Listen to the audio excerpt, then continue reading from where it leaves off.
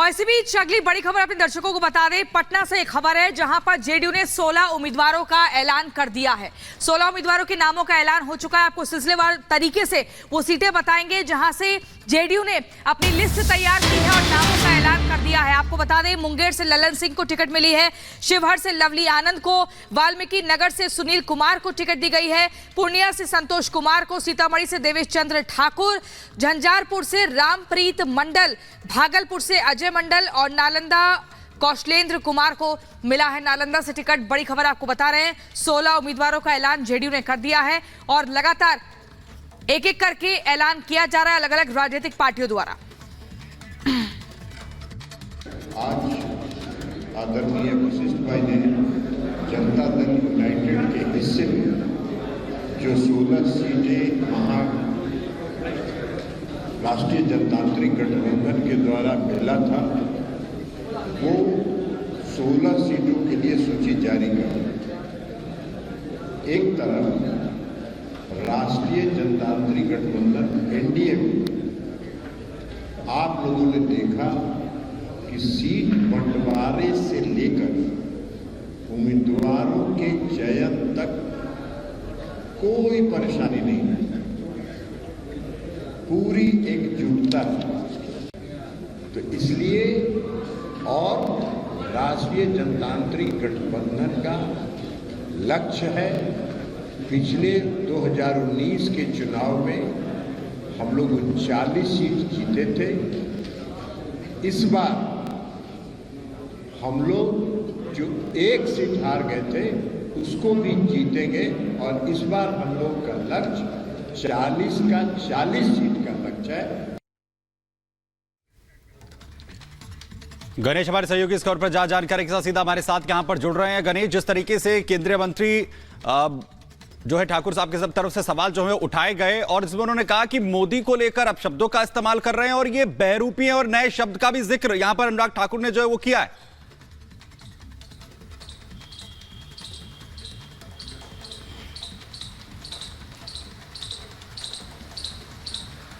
देखिए, आज पूरी तरीके से केंद्रीय मंत्री अनुराग ठाकुर पूरी तरीके से विपक्ष के ऊपर हमलावर थे।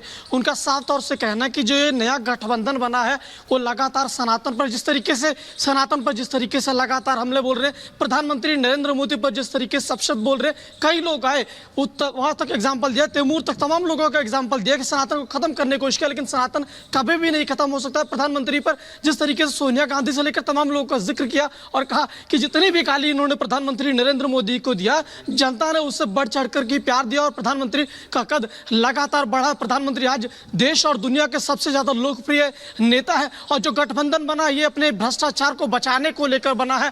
आज जो इंडी गठबंधन के लोग आज जो एक साथ बैठने की बात कर रहे हैं, ये सभी एक तरीके से बेल पर है, चाहे वो सोनिया गांधी हो, राहुल गांधी हो या इस तरीके से लालू प्रसाद यादव, तमाम ये लोग सभी भ्रष्टाचार में लिप्त हैं। सब एक दूसरे को बचाने के लिए गठबंधन लेकर आए हैं। जनता को साफ पता है कि कौन किस तरीके से काम करता है। साथ ही उन्होंने यूपीए को जिस तरीके से जो नाम था उसे बहरूपिया करके एक पोस्टर भी दिखा कि इनका नाम ये बहरूपिया है। नाम वही है, सब कुछ वही है, चरित्र वही है, बस केवल इन्होंने अपना नाम ही केवल बदला है। पूरी तरीके से आज केंद्रीय मंत्री अनुराग ठाकुर विपक्ष पर चौतरफा हमला बोल रहे थे कि किस तरीके से लगातार गठबंधन के द्वारा हो या किसी के द्वारा। ठीक है गणेश, वापस लौटेंगे आपके पास, आगे भी अपडेट लेंगे, लेकिन इस बीच एक और बड़ी खबर आ रही है। चुनाव की तारीखों का ऐलान भी हो चुका है, तैयारियां सभी पार्टी के हैं। बीएसपी ने भी उम्मीदवारों की लिस्ट जारी कर दी है। उत्तर प्रदेश के लिए 16 उम्मीदवारों के नाम का ऐलान किया है। सहारनपुर से माजिद अली को टिकट दिया गया है, कैराना से श्रीपाल सिंह को टिकट दिया गया है। तो बड़ी खबर आपको बता रहे हैं, रामपुर से जिशान खान को टिकट मिला है, अमरोहा से मुजाहिद हुसैन को टिकट मिला है, गौतम बुद्ध नगर से राजेंद्र सोलंकी, आंवला से आबिद अली, पीलीभीत से अनीस अहमद, मेरठ से देवव्रत त्यागी को टिकट मिला है और बागपत से प्रवीण बंसल को टिकट दिया गया है। कुल मिलाकर 16 उम्मीदवारों को यहां पर उनके नाम का ऐलान किया गया है, उनको टिकट मिला है। बहुजन समाज पार्टी की तरफ से ये उम्मीदवारों की लिस्ट जारी की गई है। तो लगातार पार्टियों की तरफ से अपने उम्मीदवारों के नाम का ऐलान किया जा रहा है, तो वहीं बसपा की तरफ से 16 उम्मीदवारों के नाम का ऐलान कर दिया गया है। और वहीं बड़ी खबर आपको बताएं, लोकसभा चुनाव को लेकर एमएचए का फैसला, बंगाल में होगी सुरक्षा बलों की अतिरिक्त तैनाती, ये बड़ा फैसला लिया गया। 27 कंपनी अर्धसैनिक बलों की अतिरिक्त तैनाती यहां पर की जाएगी और 1 अप्रैल से तैनात हो जाएंगे अर्धसैनिक बल, जिसमें 150 कंपनी पहले से ही तैनात जो है वो की गई है। मिनिस्ट्री ऑफ होम अफेयर्स की तरफ से यह बड़ा फैसला लिया गया है। बंगाल में अतिरिक्त जो कंपनियां तैनात की जाएंगी, 27 कंपनी अर्धसैनिक बलों की जो अतिरिक्त लगाई जाएंगी, 1 अप्रैल से यह अतिरिक्त फोर्स तैनात यहां पर कर दी जाएगी। 150 कंपनियां पहले से ही वहां पर तैनात हैं। लोकसभा चुनाव को लेकर यह बड़ा फैसला एमएचए की तरफ से लिया गया।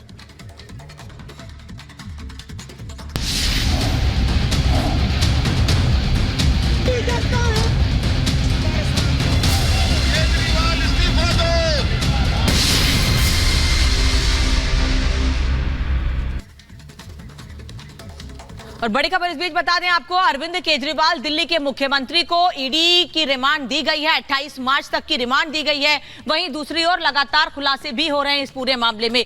पहले से ही ईडी ये कह रही है कि अरविंद केजरीवाल की ओर से सहयोग नहीं किया जा रहा है जांच में, इसीलिए उन्हें अरेस्ट किया गया था। कोर्ट में भी ये बात कही थी और अब पूछताछ पर सूत्रों से एक और बड़ी खबर मिल रही है कि जांच में सहयोग नहीं कर रहे हैं अरविंद केजरीवाल दिल्ली के मुख्यमंत्री। एक तरफ 28 मार्च तक का समय है ईडी के पास पूछताछ के लिए, और अगर 28 मार्च तक ईडी को संतोषजनक जवाब नहीं मिलते हैं अपने सवालों के, तो आगे भी रिमांड की मांग कर सकती है ईडी। लेकिन फिलहाल 28 मार्च तक ईडी की कस्टडी में है और ईडी के सूत्रों से यह जानकारी मिल रही है कि अरविंद केजरीवाल जांच में असहयोग कर रहे हैं। यानी जो सवाल पूछे जा रहे हैं उसकी जानकारी नहीं दे रहे हैं, सवालों के जवाब नहीं दिए गए हैं। के कविता, विजय नायर से संबंधित सवाल पूछे गए लेकिन कोई जवाब नहीं दिया गया। शरद रेड्डी, गुच्ची बाबू से जुड़े सवाल पूछे गए लेकिन अरविंद केजरीवाल सहयोग नहीं कर रहे हैं, किसी भी सवाल का ठीक से जवाब नहीं दे रहे हैं।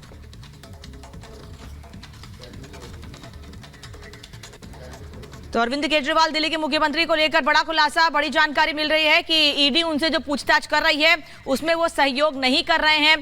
के कविता, शरद रेड्डी, गुच्ची बाबू को लेकर, विजय नायर को लेकर सवाल पूछे गए लेकिन जवाब नहीं दिया। दिल्ली में भ्रष्टाचार का जिन दिल्ली के सीएम अरविंद केजरीवाल और के कविता के राजनीतिक जीवन को निगलने को बेताब है। आज इसी कड़ी में ईडी की टीम दोनों को आमने सामने बैठाकर पूछताछ करने वाली है। सूत्रों से खबर है कि अब तक हुए तमाम सवाल पूछताछ में दोनों ने एक ही सवाल पर अलग अलग बयान दिए हैं, जिसके बाद आज ईडी नए सवालों की फेहरिस्त लेकर दोनों के सामने बैठेगी। सवाल जवाब किए जाएंगे ताकि कथित शराब घोटाला मामले की सच्चाई सामने आ सके। ये पूरी खबर आपको दिखाते हैं इस रिपोर्ट के जरिए।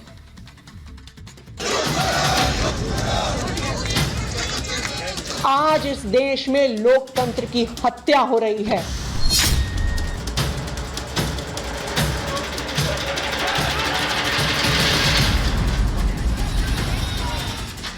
दिल्ली में शराब घोटाला कांड के आरोपों में फंसे दिल्ली के सीएम केजरीवाल और तेलंगाना के पूर्व सीएम केसीआर की बेटी के कविता ईडी की हिरासत में है। दोनों से ही पूछताछ के जरिए ईडी के अफसर सच उगलवाने की कोशिश में हैं। बीते रोज भी ईडी के अधिकारियों ने शराब घोटाले का असली खेल उजागर करने के लिए केजरीवाल और के कविता से अलग अलग पूछताछ की थी। सूत्रों की माने तो 3 राउंड और कई घंटों की इस पूछताछ में दोनों से एक जैसे सवाल दागे गए, लेकिन उन दोनों ने ही उसके जवाब अलग अलग दिए हैं, जिसे लेकर आज ईडी की टीम दोनों का आमना सामना करवा सकती है।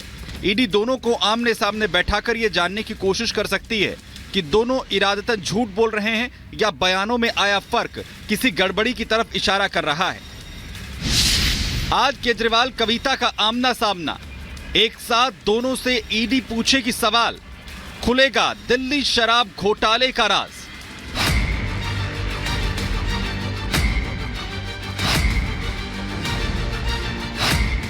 जाहिर है घोटाला बड़ा है, इसीलिए ईडी की टीम जांच में कोई समझौता नहीं कर रही और यही वजह है कि दोनों से एक साथ पूछताछ की तैयारी की गई है।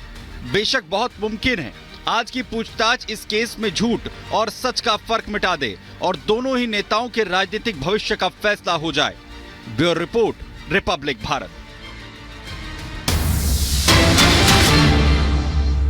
के बाद अगर मुख्यमंत्री सरेआम गिरफ्तार हो सकता है तो इस देश के अंदर कौन अपनी आवाज उठा सकता है? अगर इतनी पुरानी पार्टी का खाता सील हो सकता है, हर व्यापारी जो इनको चंदा नहीं देगा जबरदस्ती उसका खाता सील होगा। हर देश का नागरिक का खाता सील करेंगे। जो बोलने की जरूरत करेगा जेल के अंदर बंद किया जाएगा। इस देश के अंदर न तो कोई आंदोलन की गुंजाइश होगी, न बोलने की गुंजाइश होगी। इसलिए इस तानाशाही के खिलाफ दिल्ली के अंदर जिस तरह से इन्होंने पुलिस छावनी बनाई है, इस लड़ाई को और तेज करने के लिए और व्यापक बनाने के लिए हम लोगों ने यह निर्णय लिया है कि 31 तारीख को रविवार के दिन 10 बजे पूरी दिल्ली रामलीला मैदान में इकट्ठा होगी। महारैली इंडिया गठबंधन मिलकर के महारैली 31 तारीख को 10 बजे रामलीला मैदान चलो का नारा गूंजेगा दिल्ली के अंदर।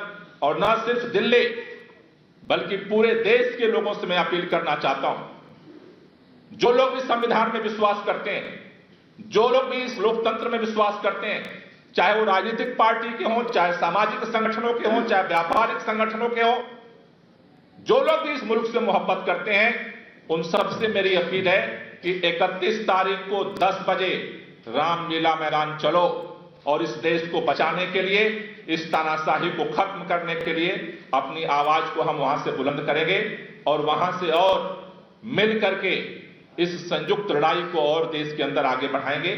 हमारे बीच में इंडिया अलायंस के हमारे साथी कांग्रेस पार्टी के प्रेसिडेंट अरविंदर सिंह लवली जी हैं। मैं चाहूंगा कि वो अपनी बात रखें।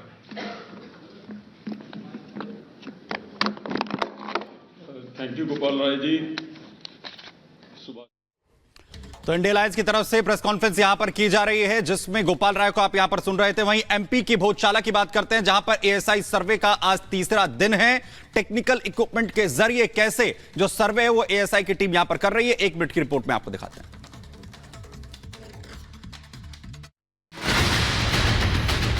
एमपी के धार स्थित भोजशाला के एएसआई सर्वे का आज तीसरा दिन है। करीब सुबह 8 बजे एएसआई की टीम भोजशाला पहुंची। इस दौरान हिंदू और मुस्लिम दोनों पक्ष भारतीय पुरातत्व सर्वेक्षण विभाग की टीम के साथ भोजशाला परिसर में एक साथ नजर आए। जानकारी के मुताबिक एएसआई की टीम आज तीसरे दिन भोजशाला परिसर में सर्वे के लिए आधुनिक मशीन लेकर पहुंची है। इससे माना जा रहा है कि धीरे धीरे खुदाई कर बारीकी से इस सर्वे को आगे बढ़ाया जाएगा। साथ ही तथ्यों के सामने लाने के लिए टीम अब कुछ